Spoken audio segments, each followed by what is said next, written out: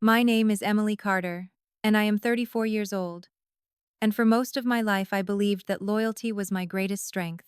I believed that if you loved hard enough, gave enough, and trusted deeply enough, people would eventually meet you at the same level. That belief shaped every decision I made, every relationship I built, and every sacrifice I justified. Looking back now, I realize it also quietly set me up for the most painful collapse of my life. I didn't grow up surrounded by chaos or cruelty. I grew up in what looked like stability, a modest home, hardworking parents, and a childhood that taught me to value family above everything else. Trust was never something I questioned. It was expected. If someone was close to you, you protected them. If someone needed help, you showed up.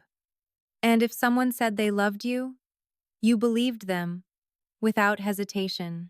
That mindset followed me into adulthood, where it slowly became the very thing people learned to use against me. At 34, I thought I had built a life that made sense. A steady job, a circle of people I called my support system, and relationships I believed were rooted in mutual respect. I was the dependable one.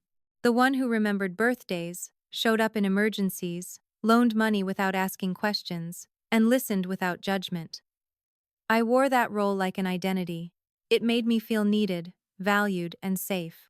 I didn't realize how dangerous that combination could be when placed in the wrong hands.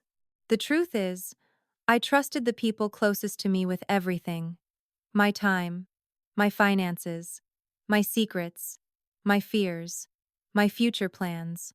I assumed transparency created closeness. I assumed vulnerability was strength. I assumed that if I was open, others would be careful with what I shared. I never stopped to ask whether the people around me had actually earned that level of access to my life. I just gave it to them freely, convinced that love meant never keeping score. There were signs early on, but I ignored them. Small moments where my generosity was expected instead of appreciated. Conversations where my concerns were brushed aside. Situations where I was made to feel guilty for setting boundaries. Each time, I told myself I was overthinking. I told myself everyone has flaws. I told myself loyalty meant staying, even when something felt off.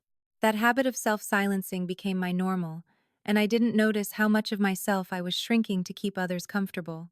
What hurts the most now isn't just what they did to me, it's how easily I helped them do it. I justified behaviors that chipped away at my self-worth. I defended people who never defended me. I sacrificed my peace to preserve relationships that were quietly draining me dry. And all the while, I kept telling myself that being understanding was more important than being protected. That belief cost me more than I ever imagined. The breaking point didn't come with screaming or dramatic confrontations. It came in silence, in the slow realization that the people I trusted the most knew exactly how much power they held over me. They knew my weaknesses. They knew my fears. They knew what I would tolerate. And instead of guarding those things, they used them. Not all at once, but gradually, in ways subtle enough that I questioned my own perception rather than their intentions. I remember the moment everything shifted. It wasn't loud. It wasn't explosive. It was a quiet, sinking feeling in my chest when I realized I was alone in a room full of people who claimed to love me. I had given them everything, and somehow I was the one left feeling empty. That realization didn't just hurt. It shattered the version of myself that believed trust was always rewarded. As I stand here now, telling this story, I understand something I didn't back then. Trust without discernment isn't kindness. It's self-abandonment, and I had mastered it. I had become so focused on being dependable that I forgot to be careful. So focused on loyalty that I ignored respect. So committed to keeping people close that I failed to notice who was quietly pushing me to the edge. What I didn't know at the time was that this was only the beginning. The mistake I made wasn't just trusting the wrong people. It was giving them access to parts of my life they would later use to break me, in ways I never saw coming. And the moment I finally understood that truth, it was already too late to undo what had been set in motion. I didn't lose everything all at once. That's the part people don't talk about. Betrayal doesn't always arrive like a storm. Sometimes it shows up quietly, dressed as a small misunderstanding, a harmless favor, or a moment you convince yourself doesn't matter. For me, it started with a single red flag I noticed, understood, and still chose to ignore. At the time, my life looked full from the outside. I was busy, responsible, and always needed. People came to me when things went wrong. They trusted me with their problems because they knew I wouldn't say no. I liked being that person. It made me feel important. It made me feel safe. What I didn't realize was that being needed is not the same as being valued, and that confusion would cost me deeply. The first red flag showed up as discomfort. A quiet, uneasy feeling in my chest after a conversation that didn't sit right with me. Someone close to me had crossed a small boundary, nothing dramatic, just enough to make me pause. They shared something personal about me with someone else, something I had trusted them to keep private. When I brought it up gently, they laughed it off. They told me I was being too sensitive. They reminded me of everything they had done for me. And just like that, I felt guilty for even mentioning it. That was the moment I should have paid attention to how fast my feelings were dismissed. Instead, I blamed myself. I told myself I was overreacting. I told myself trust meant letting things go. I told myself that strong relationships don't fall apart over small things. What I didn't see was that small things are often warnings, not accidents. After that, similar moments started happening more often. My time was treated like it belonged to everyone else. My help became expected, not appreciated. Decisions that affected me were made without asking my opinion. Each time, I felt that same discomfort, and each time, I pushed it down. I had trained myself to believe that keeping the peace was more important than protecting myself. I remember lying in bed one night, staring at the ceiling, replaying a conversation that had happened earlier that day. I had said yes to something I didn't want to do. I had agreed to cover for someone who had put me in an unfair position. And the worst part wasn't what they asked of me. It was how easily they assumed I would say yes. That realization scared me, but not enough to change my behavior. I started noticing a pattern. When I needed support, people were suddenly busy. When I set even the smallest boundary, I was made to feel selfish. When I expressed hurt, I was told to be more understanding. Slowly, without realizing it, I was being trained to accept less while giving more. And I kept telling myself this was what loyalty looked like. What hurt the most was how invisible my pain felt. I was surrounded by people, yet I felt completely alone. I was constantly showing up for others, yet no one noticed how exhausted I was. I didn't ask for help because I didn't want to be a burden. I didn't complain because I didn't want to seem ungrateful. I kept everything inside, believing that being strong meant staying silent. There was one moment I think about often now. A moment that plays in my head like a warning I chose to ignore. I had a chance to say no. A clear chance to protect myself.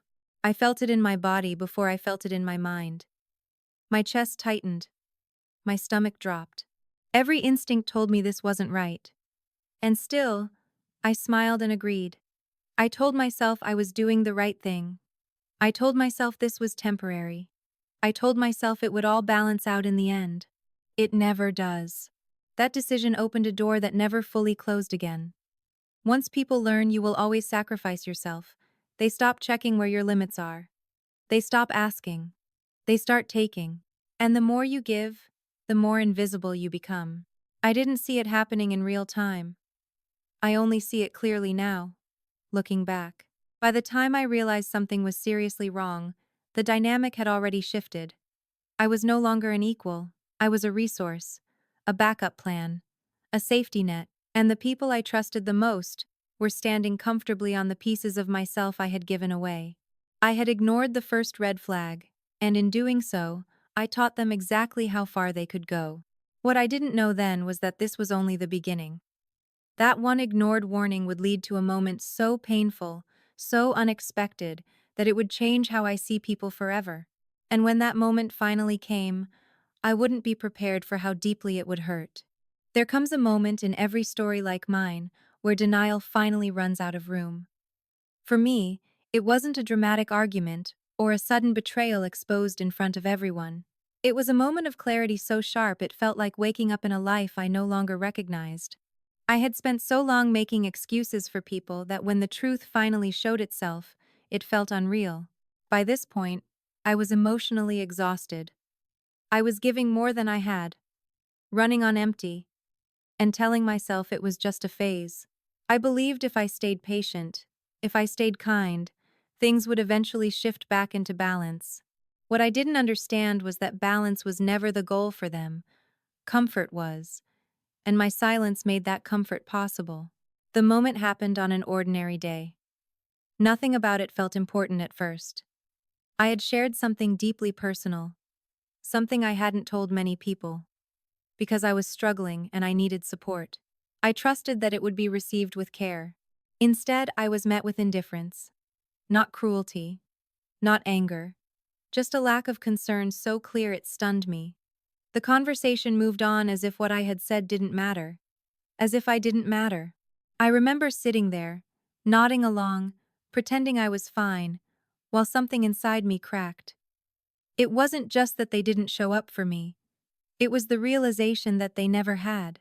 Every time I had needed understanding, it was inconvenient. Every time I had needed space, it was ignored.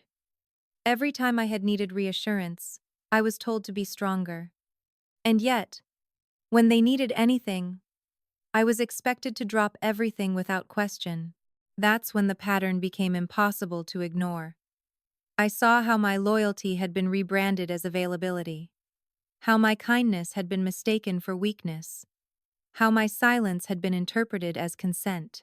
I wasn't being respected. I was being relied on in the most selfish way possible. And the worst part was how normal it had all become.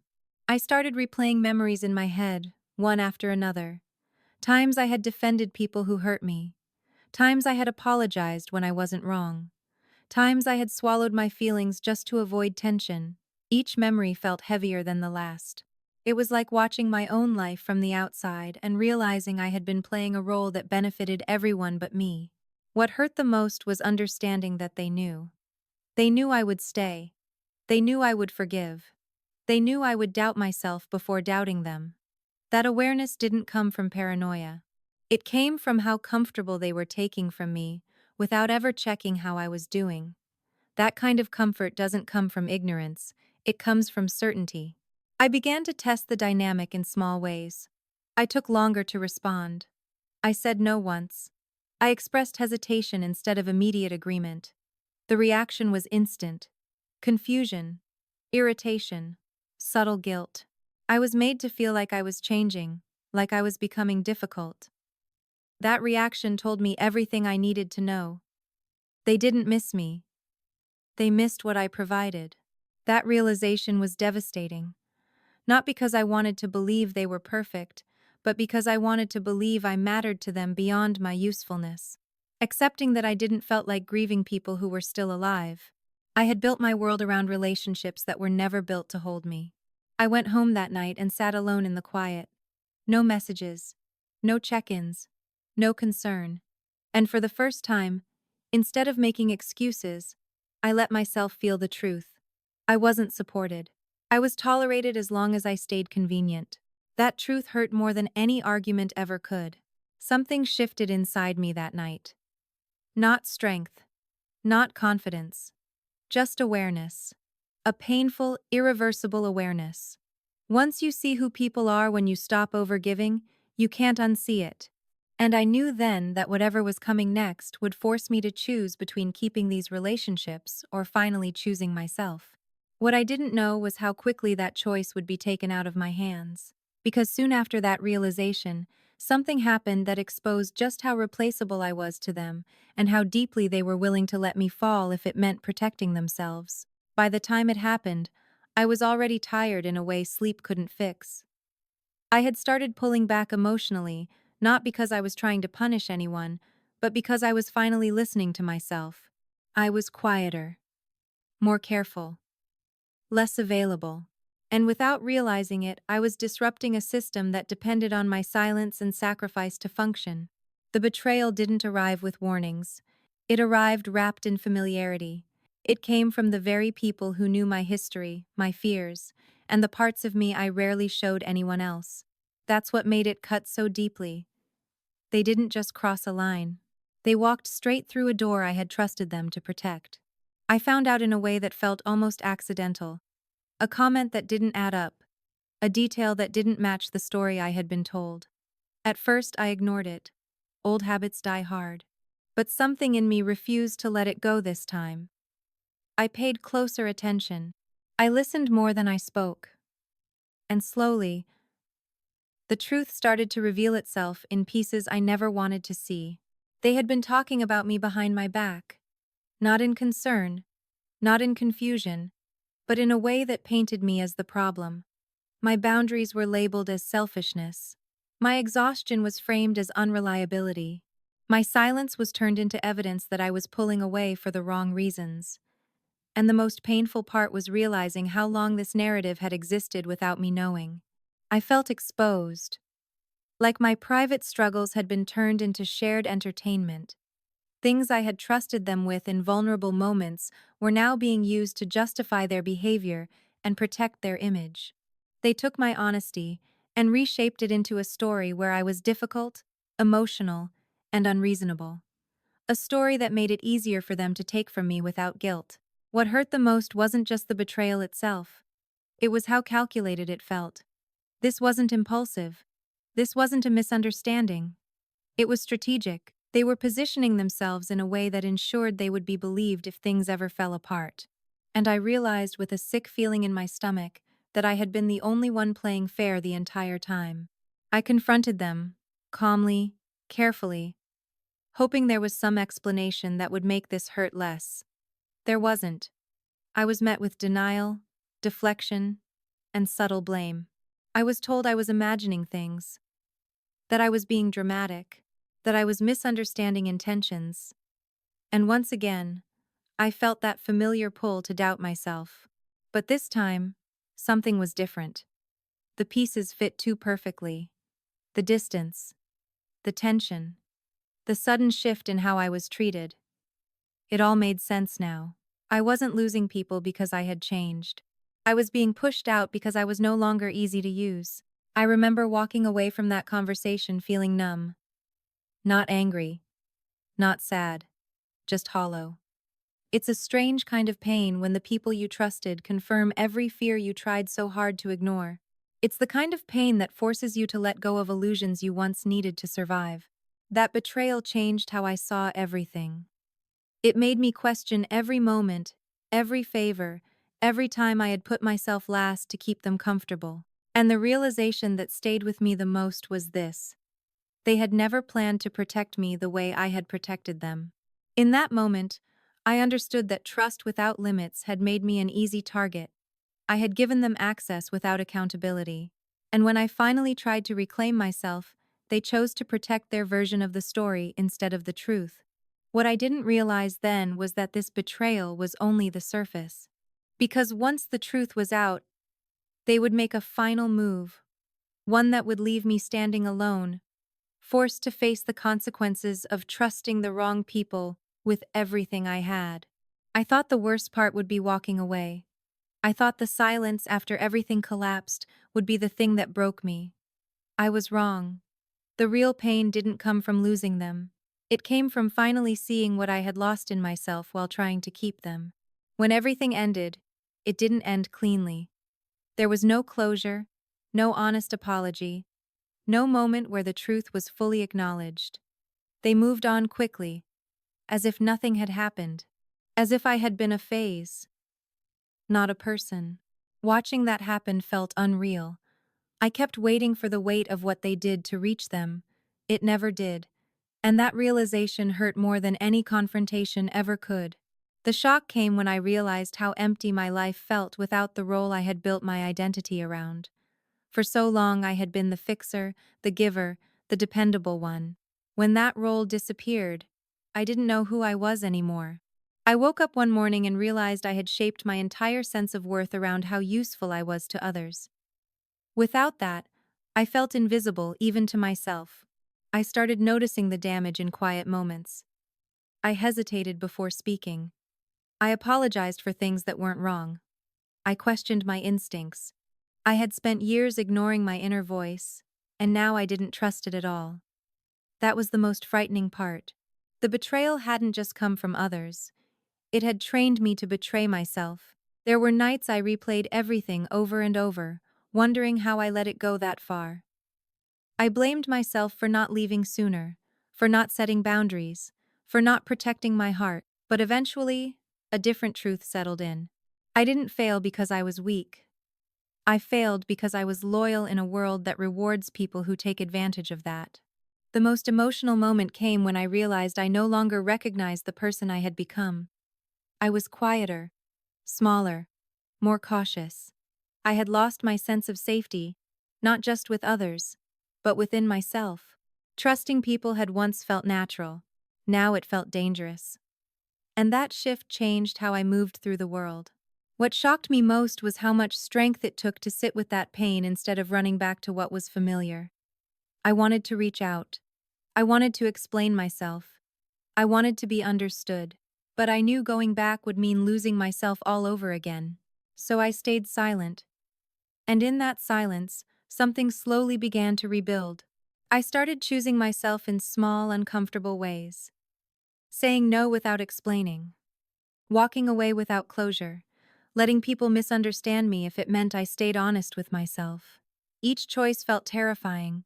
Each choice also felt like reclaiming a piece of the person I had abandoned for so long. The final truth I had to accept was this. Trusting them wasn't my biggest mistake. Trusting them, more than I trusted myself, was. That realization hurt, but it also set me free. Because once you see where you disappeared, you finally know where to begin again. I didn't get justice. I didn't get apologies. I didn't get the ending I thought I deserved. What I got instead was clarity. And clarity, I learned, is the most painful kind of healing there is. It forces you to face who you were, who you became, and who you need to be moving forward. This story doesn't end with revenge or closure. It ends with a quiet decision I make every day to never abandon myself again for the comfort of people who wouldn't do the same for me. And that decision, as painful as it was to reach, is the only reason I'm still standing today.